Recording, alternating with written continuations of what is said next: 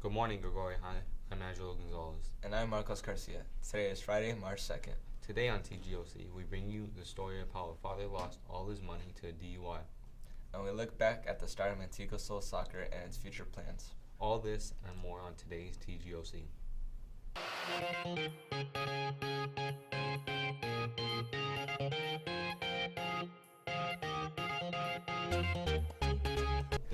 Now we bring you the story of when John Gonzalez was greatly affected when a small mistake led him to lose all of his money from a DUI and how it affected him and his family.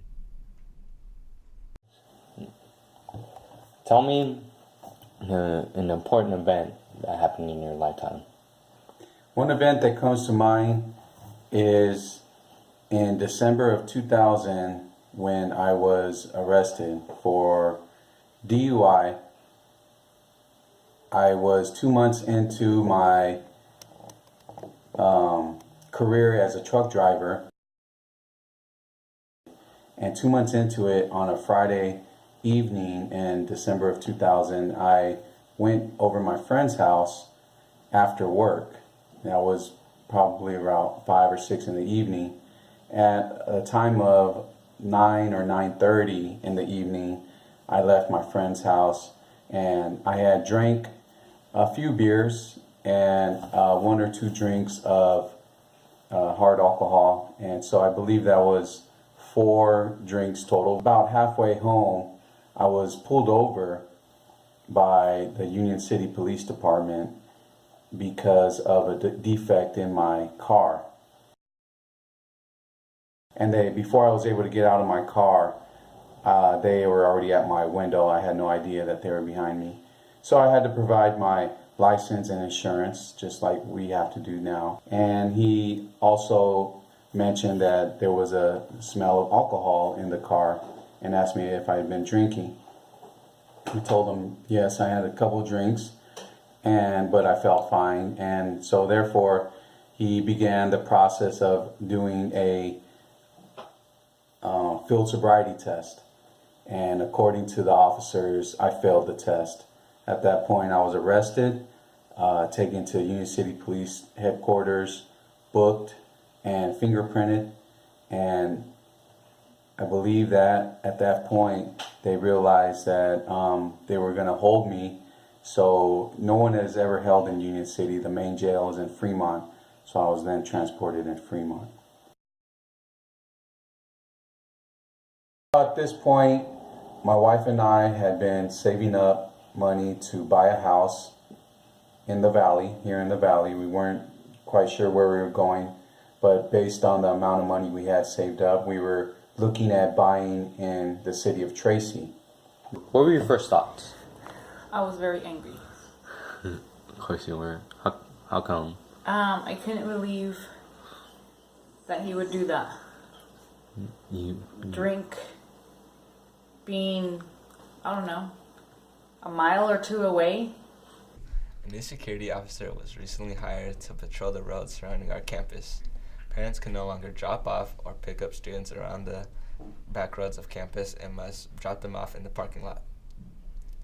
There are also new changes to rules about hallway usage during lunch. Students are no longer allowed to eat lunch in hallways and can receive detention if they are found in the hallways. Students going to and from clubs must go through the SLC office of that building. If you enter through a regular door instead, you can receive a detention. As a reminder, AP tests are still on sale through the SBO and online. They cost $94 and you must order by the 14th. For juniors planning to attend college, there will be a Junior Parent College Information Night, April 4th. It will be in the NPR starting at 7. Next week is National Teen Tech Week, and the library will be celebrating with daily lunch activities. On Tuesday, a speaker from the Salida Library will come with virtual reality headsets available to try out. Sign-ups to use the VR goggles are in the library now. College counselor Allison Kuykendall is reminding all seniors to update Naviance with your college admission choices from this month. Make sure you also send her all merit award and scholarship information.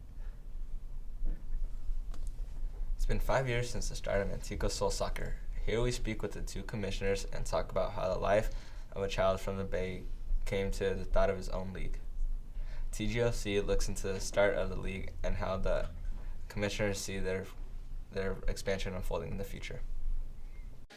So what were your first thoughts when you first started the league? Our first thoughts when starting the league was a sense of accomplishment. I knew I always wanted to start a league. Growing up, I had a lot of positive role models in my life that spent a lot of their time with us, taking us to the park, showing us how to play soccer. So it was something that was just instilled in me, and I knew that one day I was going to have my own soccer league. And where do you see the league taking off in the future? My whole goal for our league is to be distinguished from any others. A lot of other leagues concentrate on just having a soccer league itself. With our league, my whole goal is not just to have a league, but to have a place where kids feel safe, a place where they can come and do field trips with the kids, give back to the community, and I want our league to be recognized for that. What was your reaction when Isidro asked you to be part of the league? My reaction when Isidro asked if I wanted to be part of the league, well, I was glad. I was happy that was taken in consideration. That the work that I had showed Jesse and Isidro, actually, that they liked it. Coaching one of their first competitive teams, to me, it brought good, great satisfaction. As a coach, what do you think was your biggest accomplishment as part of the league? My biggest accomplishment, I believe, is bringing discipline. A very discipline-oriented coach. I'm not just focused on winning. Everybody wants to win. But my belief is if you install discipline first, then everything else will come.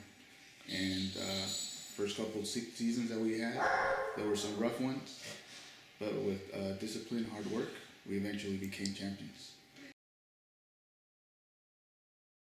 The league is a new league around Manteca, but sooner throughout the years, where do you see the league going in the future? I see our league growing.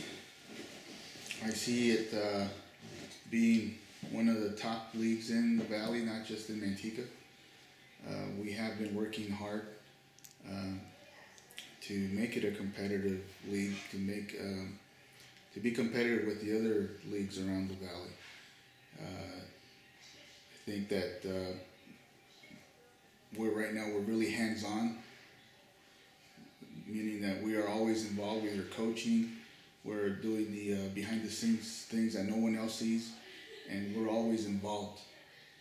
And I think if we keep doing that, I'm not saying other leagues don't do it, but you don't see the directors out there in the field, and we are out there in the field. We are working 24/7 to make this league grow, and I believe that not in years, but in months, we'll be up there with the rest of them.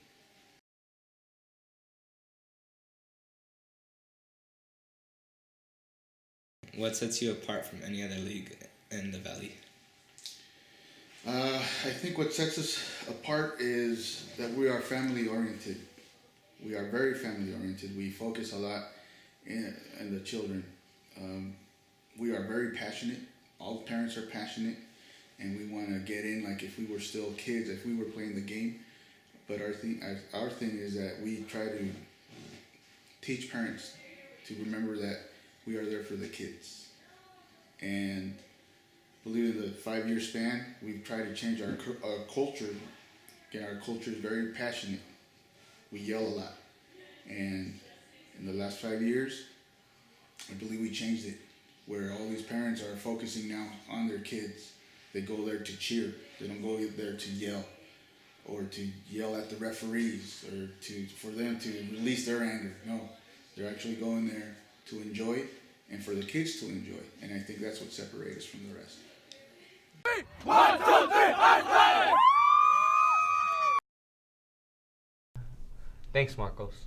Well, that's it for today's TGOC. I'm Angelo Gonzalez. And I'm Marcos Garcia. See you next week.